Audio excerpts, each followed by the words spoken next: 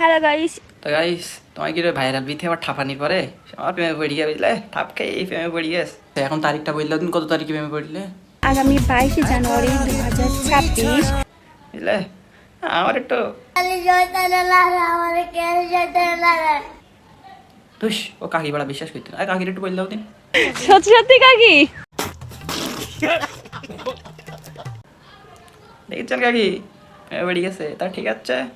আর ওই তোমার যদি কারোর এই দাওয়াত করতে হয় বা কারো ইনভাইট করার থাকে বললেও তো সবাইকে আমি ইনভাইট করলাম, সবাই আসবা। ঠিক আছে। ওই ইনভাইট করিস তো যার যার ইনভাইট সবাই চলে আসবেন সমস্যা নেই। গাইস আমাদের পিঠা উৎসব শেষ।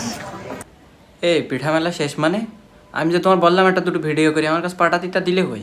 বুঝেছো, 100টার বেশি ভিডিও করা হয়ে গেছে আমার।